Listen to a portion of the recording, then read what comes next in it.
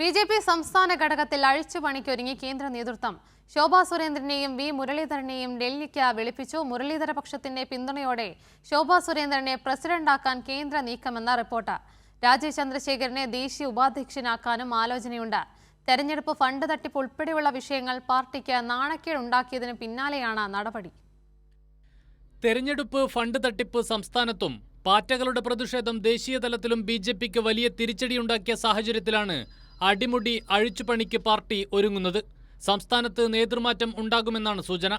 V മുരളീധരന് പിന്നാലെ ശോഭാ സുരേന്ദ്രനെയും രാജീവ് ചന്ദ്രശേഖരനെയും ഡൽഹിക്ക് വിളിപ്പിച്ചതായാണ് അറിയുന്നത്. വി മുരളീധര പക്ഷത്തിന്റെ കൂടെ പിന്തുണയോടെ ശോഭാ സുരേന്ദ്രനെ സംസ്ഥാന പ്രസിഡന്റാക്കാനാണ് കേന്ദ്ര നീക്കം എന്നാണ് റിപ്പോർട്ട്. താഴെത്തട്ടിലെ പൾസ് കൂടുതലറിയാൻ ശോഭാ സുരേന്ദ്രനെ പോലൊരു നേതാവാണ് അഭികാമ്യമെന്നാണ് കേന്ദ്ര നേതൃത്വത്തിന്റെ വിലയിരുത്തൽ. പാർലമെന്റ് തെരഞ്ഞെടുപ്പിന് ഇനിയും 3 കൊല്ലമുള്ളതിനാൽ ശോഭയെ ഇപ്പോൾ കൊണ്ടുവരുന്നത് ഗുണം ചെയ്യുമെന്നും കേന്ദ്ര നേതൃത്വം കരുതുന്നു. തെരഞ്ഞെടുപ്പിന് പിന്നാലെ ഫണ്ട് വിവാദം കൂടി വന്നതോടെ സംസ്ഥാന ബി.ജെ.പിയിൽ വലിയ പൊട്ടിത്തെറി നിലനിൽക്കുന്നുണ്ട്. സി.ജെ.പി. സമരം പോലുള്ളവ കേന്ദ്രത്തിനും തലവേദനയായി മാറി.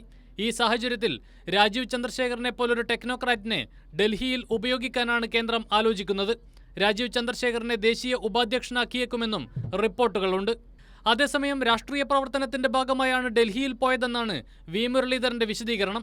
കേന്ദ്രത്തിൽ നിന്ന് ആരും വിളിപ്പിച്ചിട്ടില്ലെന്നും മുരളീധരൻ വിശദീകരിക്കുന്നു. തെരഞ്ഞെടുപ്പ് ഫണ്ട് തട്ടിപ്പിൽ ഉൾപ്പെടെ പാർട്ടിക്കുള്ളിൽ അതിശക്തമായ വിമർശനമുന്നയിച്ചത് വി മുരളീധരനായിരുന്നു. ഈ ചർച്ചകളുടെ കൂടി അടിസ്ഥാനത്തിലാണ് പുതിയ നീക്കമെന്നാണ് സൂചന. കൈരളി ന്യൂസ്, തിരുവനന്തപുരം.